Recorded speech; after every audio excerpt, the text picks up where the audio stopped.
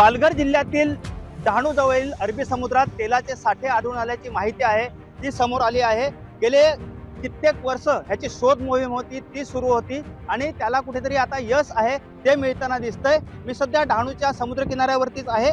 मागील 8 वर्षापासून डहाणू जवळील समुद्रात ONGC मार्फत जे सर्वेक्षण सुरू होतं त्यानंतर डहाणूच्या समुद्र किनाऱ्यापासून 68 सागरी मैल अंतरावर समुद्रात तेलाचे साठे आढळून आल्याची माहिती आहे ती आता समोर येताना दिसते। 2017 साली आढळून आलेल्या तेलसाठ्यांपेक्षा डहाणूच्या समुद्रात आढळलेले आत्ताचे तेलसाठे तब्बल 4 पटीने जास्त असल्याची माहिती जी समोर आली असून यामुळे भारत पुन्हा एकदा तेल उत्पादनात झेप घेण्याची आशा आहे ती निर्माण झाली आहे। डहाणू लगतच्या अरबी समुद्रात तब्बल 5338 चौरस किलोमीटरच्या जवळपास क्षेत्रफळावर हे तेलसाठे आढळून आले असून लवकरच केंद्रीय तेल उत्पादन कंपन्या या सर्वेक्षणाच्या मदतीने या ठिकाणी तेल उत्खननाला सुरुवात करण्याची माहिती देखील समोर आली आहे।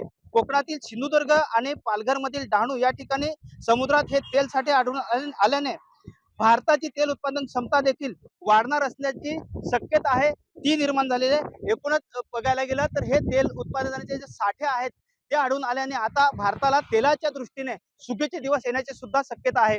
संतोष पाटील, ABP माझा, पालघर।